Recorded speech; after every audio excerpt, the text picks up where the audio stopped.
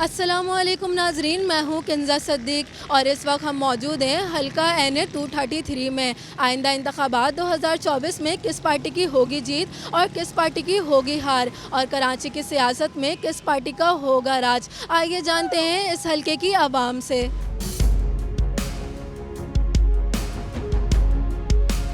Election नहीं होता हमारे यहाँ। 75 ईयर्स हो गए हमारे यहाँ इलेक्शन नहीं होता। हमारे यहाँ सिलेक्शन होता है। हम किसी पार्टी को सपोर्ट नहीं करेंगे। क्यों? इसकी वजह यह है कि 60 सालों से ये पार्टियां इस कराची में राज करती रही हैं। हमें हमारे हकूक़ से महरूम कर दिया। क्यों? जो हमारे हकूक़ थे वो पार्टियों को मिल चुके हैं, पार्टियों ने वो हकूक़ खाना शुरू कर दिए। तो जब एक अवाम और उम्मीदवार के दरमियान किसी को होना नहीं चाहिए, वोट हमने देना, उम्मीदवार हमारा होगा, तो ये पार्टियां बीच में आके हमारे फ़ंड खा जाती हैं। देखिए, हमने जो है गवर्नमेंट को और सियासी पार्टियों को बहुत सपोर्ट कर लिया है, बहुत ट्राई कर लिया है। तो इस बार हम लोग आज़ाद उम्मीदवार हैं, उनको सपोर्ट करना चाह रहे हैं। आज तक के हमने इतने लोगों को ट्राई किया तो हमें कुछ ख़ास जो है रिस्पांस नहीं मिला। तो सेकेंडली हम लोग यही ऑप्शन पे जाएंगे कि अभी जो हमारे नए उम्मीदवार खड़े हो रहे हैं यहाँ से, इंशाल्लाह इन्हें भी ट्राई करेंगे और इनसे भी हमारे लिए बहुत उम्मीदें हैं। जो वोट दिया है वो ज़ाया हुआ है, ठीक है, काम कुछ भी नहीं हुआ। हम वहीं के वहीं खड़े हैं, जो 70-75 सालों से खड़े हुए थे, हम वहीं के वहीं खड़े हैं। 5 साल में एक मरतबा आपके पास आएंगे, यहाँ पर आपसे वोट की डिमांड करेंगे, ठीक है। और आप जो है वो चलो शर्मा हुजूरी आप दे भी दोगे, किसी ना किसी को तो देना ही है, ठीक है। आपने दे दिया, लेकिन उसके बाद फिर आपको नज़र नहीं आएंगे। यहाँ की जो आवाम है वो किसी भी जमात को या किसी भी पार्टी को जो है वो सपोर्ट नहीं कर रही है। वो एक आज़ाद उम्मीदवार की हैसियत से जो है यहाँ पे सपोर्ट कर रहे हैं। इस वक्त हमारे साथ मौजूद हैं हल्के NA 233 से जो उम्मीदवार एक आज़ाद उम्मीदवार की हैसियत से खड़े हुए हैं। आइए उनसे भी बात करते हैं कि इस हल्के के क्या मसाइल हैं। इलाके के मसाइल तो इतने मेरे हल्के के, अगर वो मैं मसाइल गिनने बैठूं तो रात ख़त्म हो जाए, दिन ख़त्म हो जाए, मसाइल ख़त्म नहीं होंगे। बस बुनियादी सबसे पहला जो मेरे नज़र में जो मसाइल है वो है तालीम का।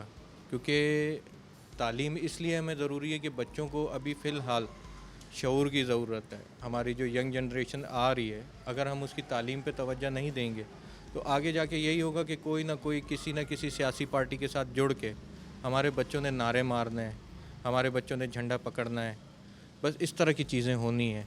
अब जीतने के बाद देखें जो भी मेरे हाथ में होगा, इंशाल्लाह सबसे पहले तो स्कूल, फिर उसके बाद इलाके की हालत दुरुस्त करना, इस चीज़ पे काम करेंगे। आपने क्या माजी के अंदर देखा है कि आपको किन मुश्किलात का सामना करना पड़ा था? कौन सा ऐसे मसाइल हैं जो आपने खुद जो हैं वो फेस? देखें, आज हमारे सियासतदान कहते हैं कि जी, एक सियासतदान दूसरे सियासतदान पे तनकीद करता है कि हमारे मुल्क का बेड़ा गर्क कर दिया, हमारे इलाके का बेड़ा गर्क कर दिया।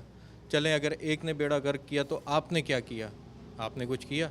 यही सारी चीज़ें देख के जी जितने भी लोग आए सब ने बद से बदतर करते गए इलाके को। अब हम चेंज लेके आएंगे इंशाल्लाह।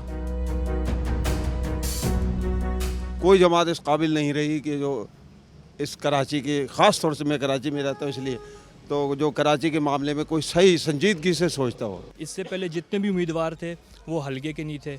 जब तक एक हल्के का उम्मीदवार नहीं होगा तो उसको आवाम के मसाइल का पता नहीं चलेगा। हमारा वोट इन्हीं के साथ होगा, जो हमें मदद करेगा, हमारा काम करेगा, उन्हीं के साथ होगा। बड़े मसाइल हैं यहाँ पर, पानी के, बिजली के, हर तरह के मसाइल पूरे नहीं होते हैं। जो बजट आता है वो दूसरी जगह चले जाता है, हल्के में चले जाता है। जी, तो नाजरीन, आपने जाना हल्का NA 233 के बुनियादी मसाइल, साथ में आवाम की राय। अब देखना यह है कि मुंतखब होने के बाद वो इस आवाम के मसले को हल करते हैं या नहीं, और आवाम के मसाइल को हल करने में वो कामयाब होते हैं या नहीं।